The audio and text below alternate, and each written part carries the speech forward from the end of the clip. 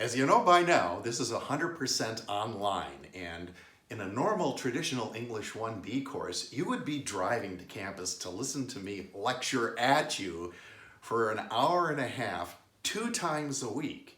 And in college, you're expected to do 2 hours of homework for every 1 hour of lecture.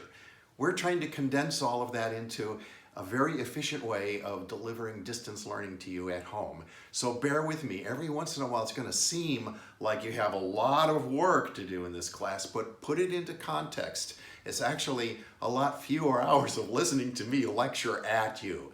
One of our first lectures is going to be about the book for this course. Many of you have already corresponded with me about what novel you want to read, and you probably were surprised to find out that I'm going to let you choose the book you're going to read for this course. In a traditional English 1B course, the teacher assigns everybody in the class to read the same book. I truly believe, though, that that kind of drives the love of reading out of a student. I'll share a story with you. Back in the day, we're talking 50-something years ago, I was in junior high school and the teacher made everybody in the class read Moby Dick.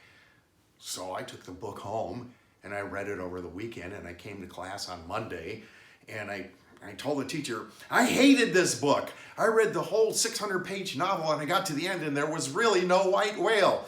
And what happened was the teacher said, Berko, go to the principal's office. She got really angry at me. I didn't know why until I found out, well, the rest of the students only read about one chapter, and I kind of spoiled the ending by blurting out what happened. And I guess my reason for telling that story is that teacher almost drove the love of reading out of this little knucklehead when I was way back in junior high school. First of all, because she wanted me to like the novel, and I didn't like it. And I didn't want to do the same thing to my students when I got to become a teacher and teach English literature. So what I'm trying to do is help you develop the critical thinking skills to find a book that you like to read. And it's also... It's 5 o'clock. That's my computer talking over there. It's also possible that you'll develop critical thinking skills to decide why you don't like to read a particular type of book. So what we're going to try to do is discover your taste, and then we're going to write essays about why you like certain kinds of literature and why you don't like certain kinds of literature. It'll be fun. I think the key is fun. If I, as a teacher, drive the love of reading out of your heart, I'm not doing my job.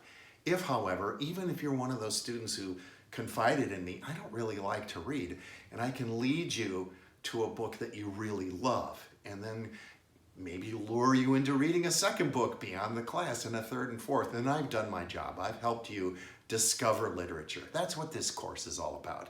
So go ahead and read the text and information about discovering what book you want to read. Send me an email. Let's correspond about what novel you're going to write about for this course, and we'll also discover how to write about a novel for this course, all right? Well, that should do it for now. Let's go ahead and read.